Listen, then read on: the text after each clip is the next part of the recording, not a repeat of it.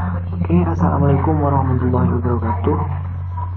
Untuk pertama kali saya akan memperkenalkan saya diri sendiri dulu. Nah, di sini sudah ada nama saya Muhammad Ismar dengan NIM di sini dengan akhir 1. Kemudian kelas saya A1 di PTI atau Pengantar Teknologi Informasi. Nah, tentu saja saya merupakan mahasiswa Teknik Informatika dari Universitas Trunojoyo Madura. Oke, di sini saya akan menjelaskan bagaimana tata cara menginstal Linux versi Ubuntu di sini menggunakan VirtualBox. Oke, langkah pertama yaitu kita buka dulu VirtualBox-nya. Jika belum install, maka diwajibkan untuk menginstal dulu. Lalu kita langsung saja kita buka VirtualBox-nya. Nah, setelah terbuka maka akan tampil seperti berikut. Nah, di sini udah ada 2 mesin, namun saya akan membuat baru. Kita klik new di sini, lalu kita isi namanya, kita isi Linux Ubuntu Genome yang oke, cukup. Nah, di sini sudah Linux. Jika belum bertipe Linux, maka silahkan ubah dengan cara begini, klik Linux, kemudian kita pilih versinya. Nah, karena di sini saya akan menginstal Ubuntu yang 64 bit, maka saya akan memilih Ubuntu 64 bit. Nah, langkah selanjutnya kita klik next saja. Nah, di sini akan kita diharuskan men-setting ukuran RAM yang akan kita gunakan nanti. Nah, disarankan di sini menggunakan 2 kali kapasitas RAM kita. Nah, saya di sini akan menggunakan 1024 MB, lebih tepatnya 1 GB. Oke, kita klik next saja. Nah, di sini tetap biarkan ada di tengah, kita klik lalu langsung saja next, jangan diubah. Kemudian kita next lagi, tidak usah diubah. Nah, di sini kita diharuskan untuk men-setting harddisk atau kapasitas harddisk kita yang akan kita gunakan. Nah, di sini saya akan menggunakan 30 saja. Saya rasa sudah cukup. Nah, kita langsung saja kita klik. Nah, maka akan terbuat mesin baru sesuai nama yang kita buat tadi. Lalu kita pilih file yang sudah kita buat tadi, yaitu Linux Ubuntu Genome. Lalu kita klik start, maka secara otomatis akan tampil jendela baru. Kita tunggu. Nah, ini dia sudah tampil. Nah, kita buang saja karena ini tidak penting. Lalu tinggal tunggu hingga proses restartnya selesai. Ya, kita buang saja agar tidak menutupi jendela.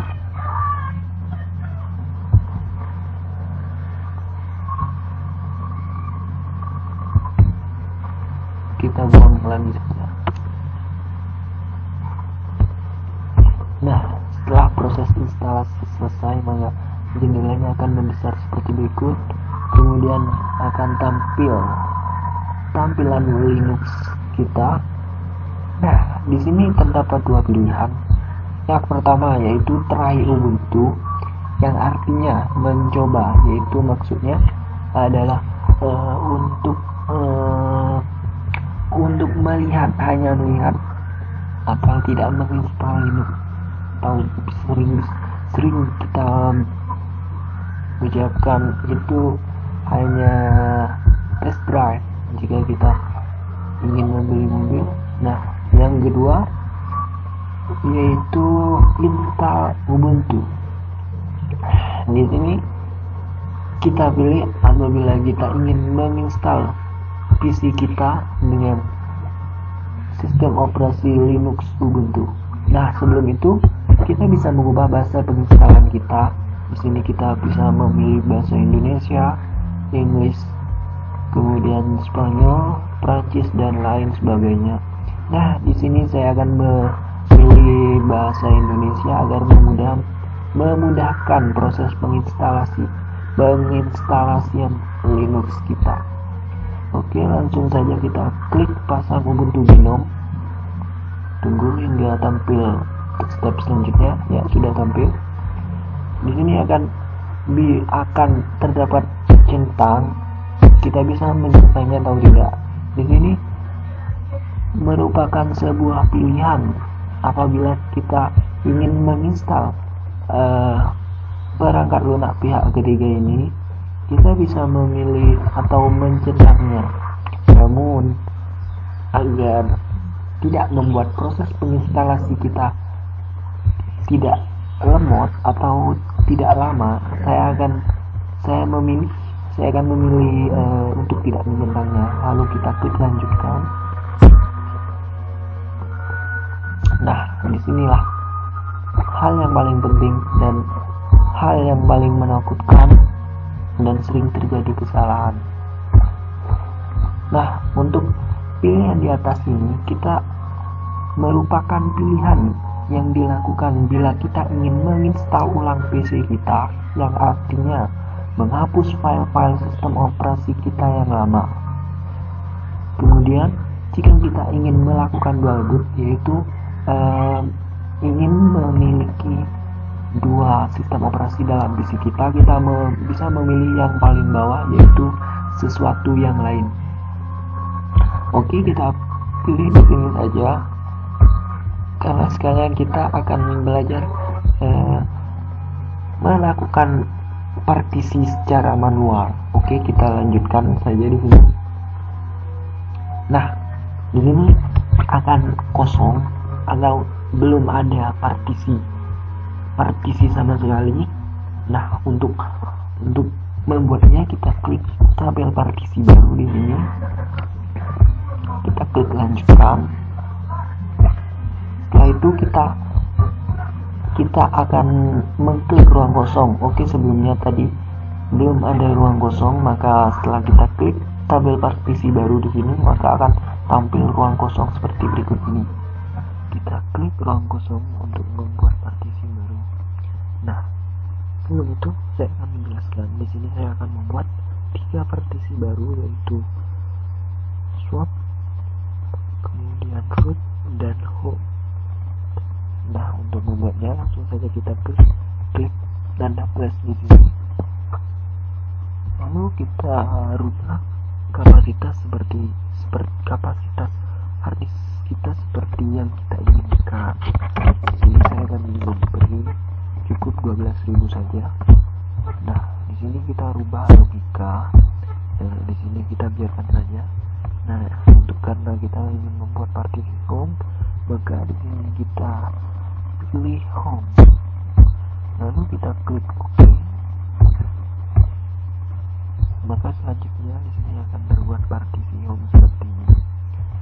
Nah, untuk melanjutkan proses partisi kita klik yang ruang kosong, lalu kita klik tanda plus, lalu kita ubah di sini.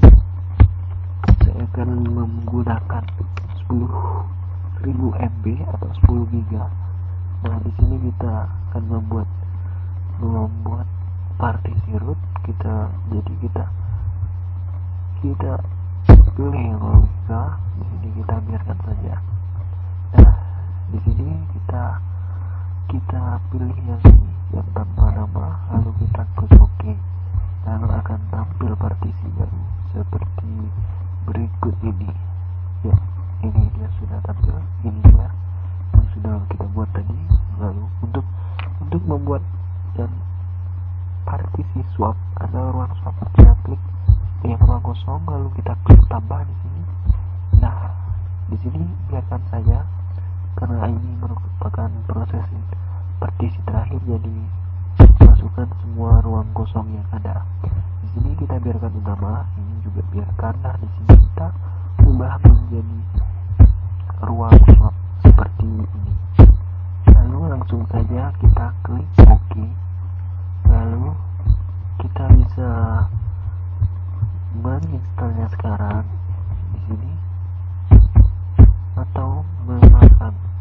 Kita langsung pasang sekarang. Ya, kita lanjutkan saja. Nah, di sini kita diharuskan memilih wilayah atau GMT atau time zone kita. Kita bisa memilih di sini juga di mana saja kita teman tinggal, namun karena kita berada di Indonesia, kita memilih Jakarta saja. Ya, disinilah Jakarta, sudah Jakarta di sini. Lalu kita klik lanjutkan, maka akan tampil seperti berikut. Maka selanjutnya yaitu memilih susunan papan ketik kita. Nah, di sini direkomendasikan untuk tidak merubahnya, karena jika kita merubahnya kita sendiri yang akan kerepotan. Maka kita klik lanjutkan saja.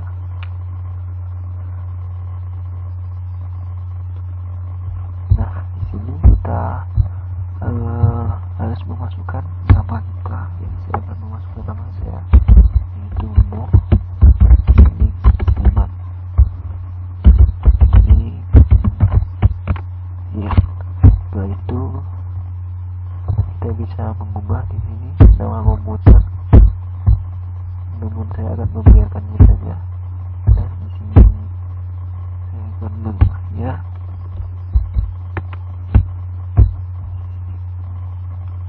Kemudian di sini kita bisa memasukkan sandi.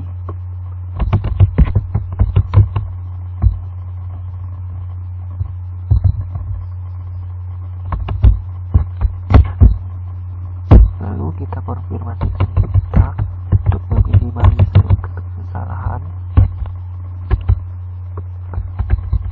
Oh, rupanya tidak cocok. Saya akan mengetik ulang. Mungkin di sini terjadi kesalahan saat mengetik. Ya, sudah cocok, sudah tampil warna hijau di sini. Lalu kita bisa memilih masuk secara otomatis, yaitu artinya tanpa sandi. Nah, di sini masuk untuk dengan cara memasukkan sandi kita agar tidak susah atau tidak rumit saat masuk. Saya akan memilih masuk secara otomatis karena ini hanya simulasi penginstalan ini saja. Lalu kita klik lanjutkan.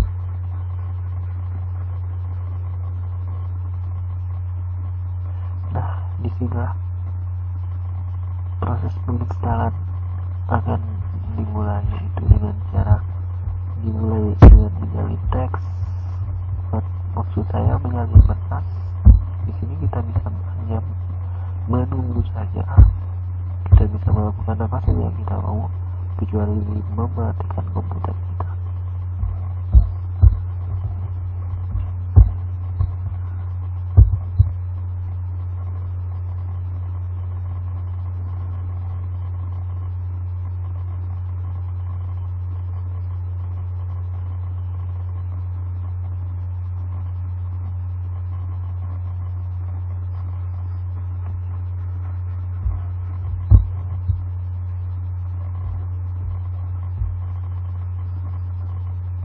Kita tunggu hingga prosesnya selesai.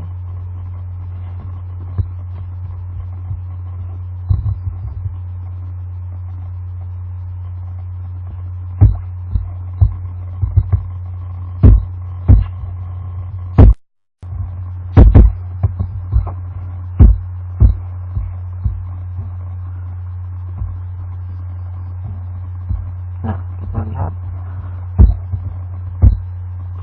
kita hampir selesai. Tunggu saja.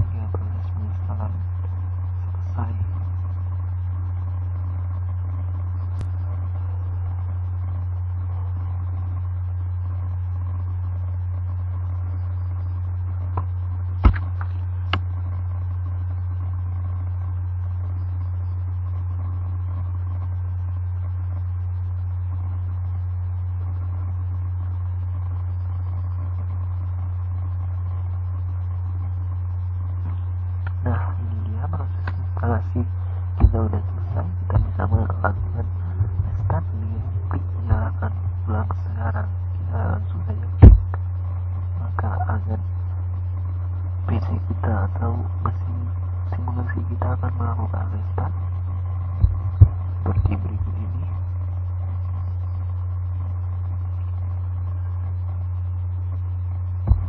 Tunggu saja hingga proses restartnya selesai.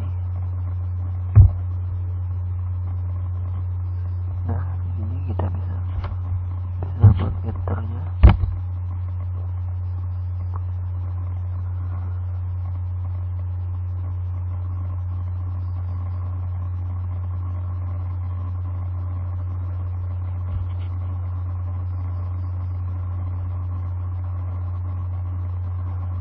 Tunggu hingga prosesnya selesai.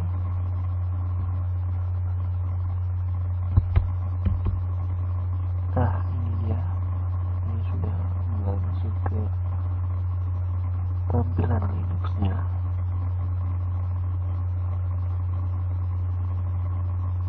Tunggu sebentar.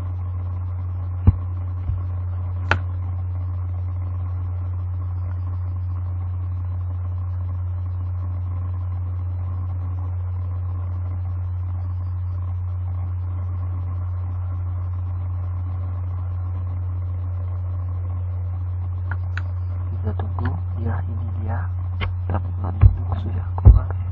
Nah, disinilah proses instalasi kita sudah selesai. Di sini kita bisa melihat aplikasi-aplikasi yang terdapat dari Linux. Nah, seperti inilah. Nah, itulah cara kita atau tutorial cara menginstal aplikasi, bukan aplikasi maksud saya, itu maksud saya sistem operasi Linux pada VirtualBox.